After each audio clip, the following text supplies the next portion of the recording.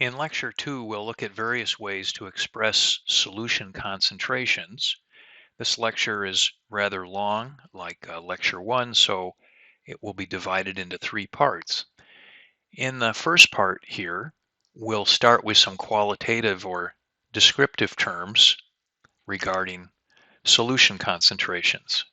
If you remember from the previous lecture, we said the solubility of sodium chloride in water was listed as 36 grams of sodium chloride per 100 grams of water at 25 degrees C. What we're going to do here is a thought experiment where we're going to imagine taking 100 grams of water and dissolving increasing amounts of sodium chloride, and we'll assume the temperature stays constant. So let's imagine dissolving 10 grams of sodium chloride in a beaker containing 100 grams of water. Keep in mind, this is not all the sodium chloride that will dissolve according to the Handbook of Chemistry and Physics, but we're going to dissolve this 10 grams first. If we do that, we see a situation at first where the sodium chloride is suspended in the water. So of course we're going to stir it. We're going to stir and let some time pass. The sodium chloride dissolves, and we see the unremarkable result that we have a solution of sodium chloride in water that to our eyes looks just like water. The solution weighs 110 grams because we started with 100 grams of water and added 10 grams of sodium chloride. We know that we can dissolve more sodium chloride than this, so we say that this solution is unsaturated. And if we were going to write an equation describing this, the equation would be the rather unremarkable equation we've seen before, sodium chloride dissolving in water to make aqueous sodium chloride. No information here about how much we dissolved. It's just an equation describing the process. Let's take our unsaturated solution and dissolve another 10 grams of sodium chloride. So here's our 110 grams of unsaturated solution from stage 1. We add another 10 grams of sodium chloride. We stir. We let some time pass. And surprise, surprise, the sodium chloride dissolves. We know it will because it will take up to 36 grams in this 100 grams of water. So now we have 120 grams of an unsaturated solution of sodium chloride.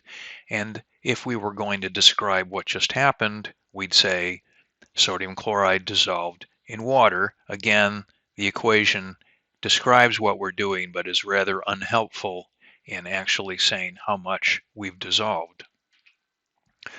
So let's, in stage 3, dissolve an additional 25 grams of sodium chloride. And if you're looking ahead, you can see that this will be a problem because only 36 grams will dissolve. And at this point, we're trying to dissolve a total of 45 grams. So probably some is not going to dissolve, but let's forge ahead. 120 grams of unsaturated solution plus 25 grams of sodium chloride. And we stir and stir and stir, and some time passes. And even when we stir and stir and stir and let things settle, we have at the bottom sodium chloride that refuses to dissolve, which is something we could have predicted. Well, what can we say about this situation here? Well, the total mass of this mixture is now 145 grams. 100 grams of water plus all the sodium chloride that we added, and the sodium chloride is both in solution and some sitting at the bottom. We say the solution sitting over the undissolved sodium chloride is now saturated because it doesn't appear to be taking anymore. It's rejected some. It's sitting at the bottom of the beaker. At this point, you'll notice that the volume in this beaker is noticeably higher than the volume of the water we started with. And this is a common occurrence because when you try to dissolve a lot of solute in a solvent, the solute eventually starts noticeably taking up volume. So we have the additional volume of all the sodium chloride in the water, and then we have the sodium chloride sitting at the bottom of the beaker, so the total volume here looks higher than what it was before, and that would seem reasonable. When the solution is saturated and there is undissolved solute present, there is still some chemistry going on. And what I want to emphasize here is at this point, if you let it settle and stop stirring, you could look at that and say, okay, we're done. Nothing's going on. There is still something going on. It turns out that even though it looks like everything is stopped, sodium chloride solid is still dissolving. So I have in our equation dissolution to the right, and I have an up arrow here to show that there's still dissolving going on. But since it looks like over time nothing's happening, it's probably because at the same rate as the dissolving, we have recrystallization of sodium chloride that's in the solution back to the solid. We have what's called a dynamic equilibrium set up. This will become important to know later on. I want to emphasize here that it actually would be difficult to tell whether or not the sodium chloride solution was actually saturated unless we added enough sodium chloride to ensure that some will not dissolve. And that's what we did in that final stage. So we can be reasonably sure that this solution is now saturated. Now, to really be sure, probably what we would do is we would try to keep dissolving the solid until no more appears to dissolve, which is what we did here, and then probably stir the mixture for about 24 hours or longer at constant temperature, just to make sure that we weren't fooled that maybe a little bit more in the net sense was going to go in over time. If after 24 hours of stirring there's still undissolved solid, we could be reasonably sure that that solution saturated. If we wanted to now figure out or calculate experimentally the actual solubility of sodium chloride in water, we could filter off this solid sodium chloride, and then we could weigh the remaining solution, and we could evaporate the water and then weigh the sodium chloride that's left and do some calculations and come up with an actual solubility of sodium chloride. Here's something that I'm calling strange but true. With certain solutes, it's actually possible to create a supersaturated solution where more than the normally amount of solid or solute present is in solution. So here's a demonstration that's typically done in general chemistry lectures and face-to-face courses. If you take ammonium acetate here, solid ammonium acetate, and by the way, the acetate ion can be written as C2H3O2-, or it's sometimes written as CH3COO-. In later lectures, especially on acids and bases, you'll see me write it as CH3COO-, but I digress. If you take solid ammonium acetate and you dissolve it in water that you heat up, so you heat the water up, maybe close to boiling or boiling, you start dissolving ammonium acetate, and you add way more ammonium acetate than would normally be allowed in the water at room temperature.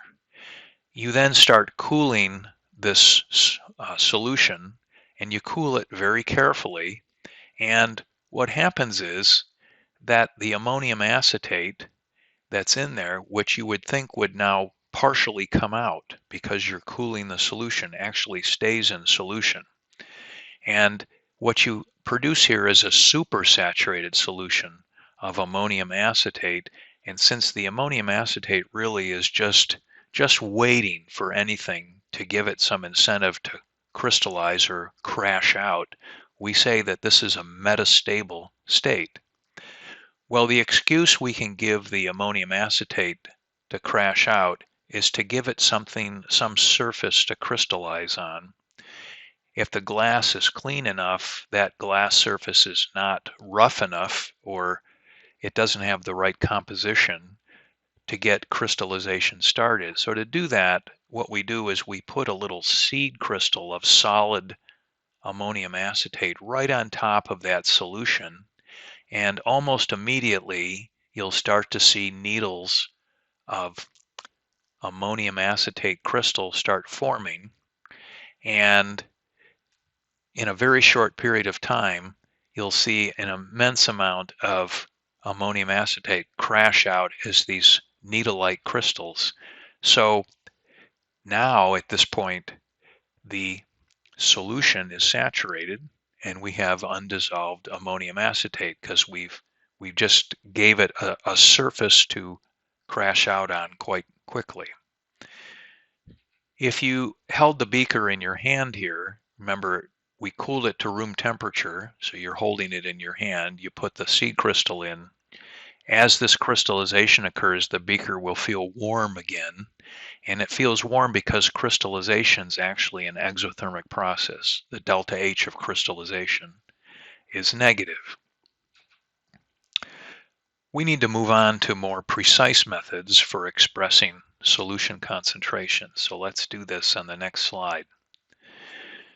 There are actually a number of different ways to quantitatively, that means precisely and accurately, meaning give it numbers, to express the concentration of any particular solution.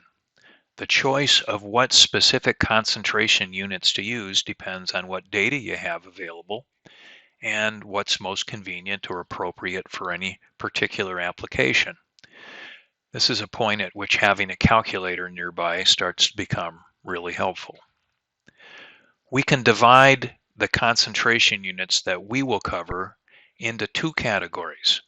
The first category would be concentration units based on the mass of the solute. For example, the most common one you'd probably recall is mass percent. Mass percent is the mass of the solute divided by the mass of the solution. Mass of the solution would be the solute plus the solvent times 100. Mass percent could actually be called parts per hundred, which sounds a little strange, but you'll see in a minute why we could legitimately call it that. Parts per million, ppm, is the mass of the solute divided by the mass of the solution. Same fraction as for mass percent, only we multiply by 10 to the 6th, or a million, instead of by 100. Parts per billion, ppb, would be mass of the solute divided by mass of the solution times a billion, 10 to the 9th. And we could even have parts per trillion, which, not surprisingly, is the same fraction divided by, or times a trillion, times 10 to the 12th. Now these three units here, parts per million, parts per billion, and parts per trillion, are typically used when the solution concentrations are quite low, and an example of those would be environmental samples, where contaminants like lead, arsenic, and so forth are measured on the parts per million, parts per billion, and sometimes parts per trillion levels. So now you can see why mass percent could legitimately be called parts per hundred. The second category of concentration units, instead of being based on the mass of the solute, are based on the number of moles of the solute. Molarity is defined and symbolized by capital M as the number of moles of solute divided by the number of liters of solution. This is probably the most common concentration unit you'd come across in undergraduate chemistry labs, and is something that was most likely covered for the first time in General Chemistry 1. We'll deal with it here in detail also. Molality, which is symbolized by a small m, is also the number of moles of solute, but it's the denominator here is the number of kilograms of solvent, which is completely different than the number of liters of solution. This is a fairly specialized concentration unit that's probably not the favorite of general chemistry students because there's only one letter difference between molarity and molality. And finally, the final unit based on the number of moles of solute is the mole fraction.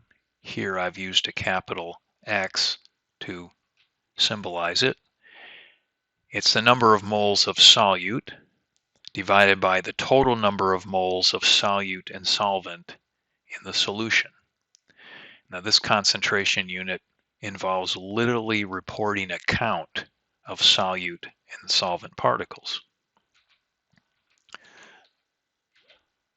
Well, let's look at some examples of using concentration units based on the mass of solute.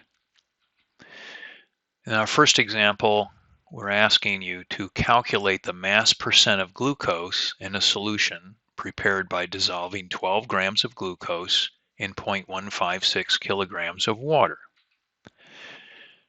Well, we'll write down the definition of mass percent, mass of solute over mass of solution times 100. Applied to this particular example, the mass percent of glucose would be the mass of the glucose divided by the sum of the mass of the glucose and the mass of the water, which represents the total mass of solution, and we'd multiply by 100. We have two different mass units here that we need to reconcile. So what we're going to do is convert our 0.156 kilograms of water to 156 grams, and then we can solve for mass percent of glucose. 12 grams of glucose divided by a total of 168 grams of solution, 12 plus 156 times 100 gives us a 7.14% solution of glucose in water. In the second example, what we're going to do is simply calculate the concentration of this same solution in units of parts per million rather than in mass percent. So parts per million is the mass of the solute over the mass of the solution times 10 to the 6th.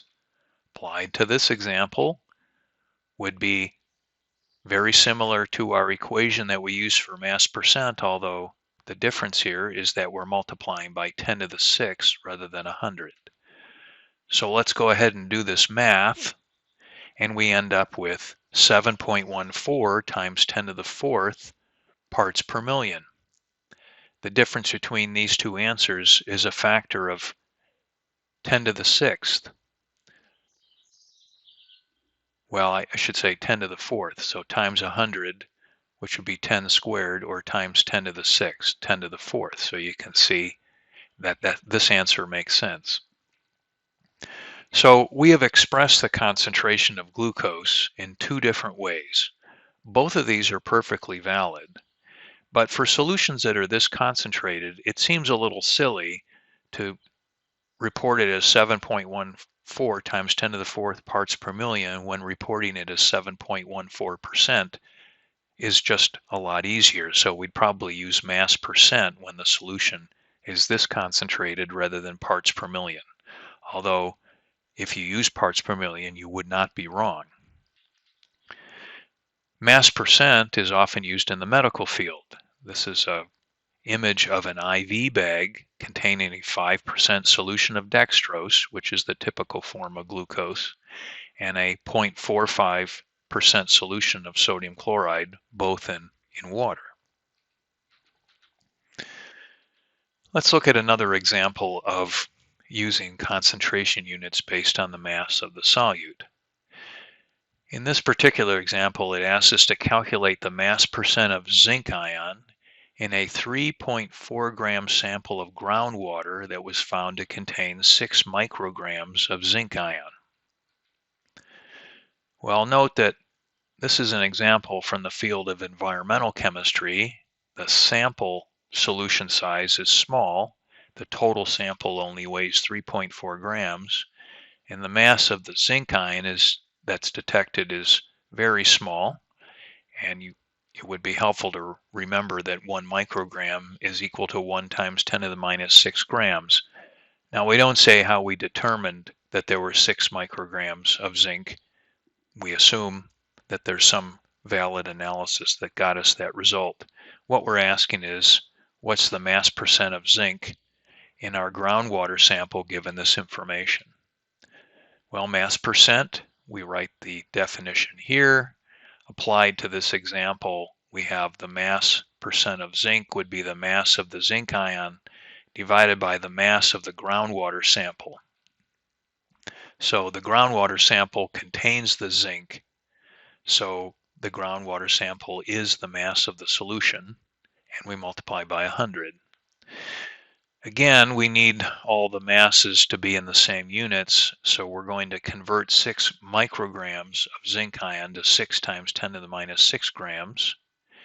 And we now put all of this information into our equation for mass percent, the mass of the zinc ion divided by the total mass of the solution times 100, and we get 0.00018%. Now we'll calculate the concentration of the zinc in this groundwater sample in parts per million. If we do that, we'd simply have the same situation we had up here, only we multiply by 10 to the 6 rather than by 100. If we go ahead and do that, we get 1.8 parts per million. So this is an example of where it might seem more appropriate to report the zinc concentration in parts per million rather than mass percent, although either is correct. I have a note here, we could also report this concentration as 1.8 times 10 to the third parts per billion. But why bother? Parts per million units seem perfectly appropriate here. So we've expressed the concentration of zinc ion in 2 different ways. Both are perfectly valid, but for environmental samples, you normally see, since concentrations are so low, you would normally see concentrations in parts per million or even in parts per billion, although here parts per million is fine.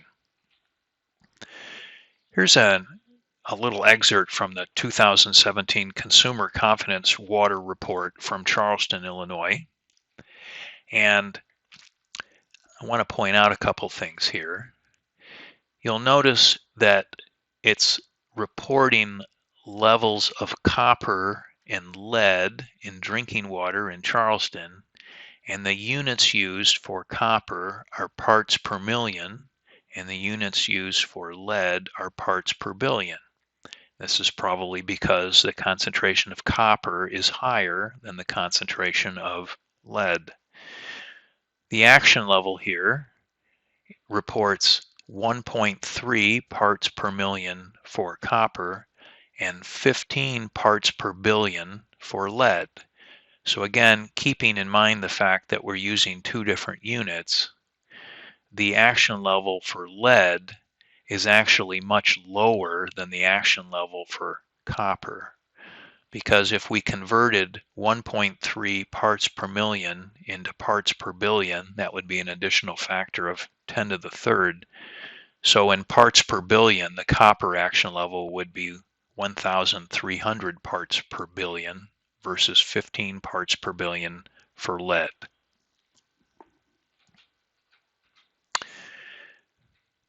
Let's do an additional example of a concentration unit based on the mass of the solute. Let's suppose you take some table sugar, 11.7 grams, this would be sucrose, and 22.31 grams of sodium chloride, table salt, and you dissolve them both in 158 grams of water. Use this information to calculate the mass percent of both the sucrose and the sodium chloride. Well, the mass percent of the sucrose would be the mass of the sucrose divided by the total mass of the solution, which here involves sucrose and sodium chloride and water. So we have 3 things to add up in the denominator, and when we do that and multiply by 100, we get 6.09% for the mass percent of the sucrose. If we want the mass percent of the sodium chloride, the denominator would be the same, the total mass of everything in solution, but the numerator here would be, of course, just the mass of sodium chloride, and so we get a mass percent of sodium chloride of 11.62%. Now, if you would like to know the mass percent of the solvent or the water in this solution, you could say, well, since the solution contains only 3 components, and the mass percent of all the components should add up to 100, the mass percent of the solvent here, water, would be just 100 minus the sum of the mass percents of sucrose and sodium chloride. So you get a mass percent of water of 82.29%. These 3 numbers should add up to 100 or something extremely close. Alternately, if you prefer, you could do it the long way, and you could say the mass percent of water would be the mass of the water divided by the total mass of the solution. If you do it this way and are conscientious about significant figures, you get 82.3%, which is essentially the same number we got here.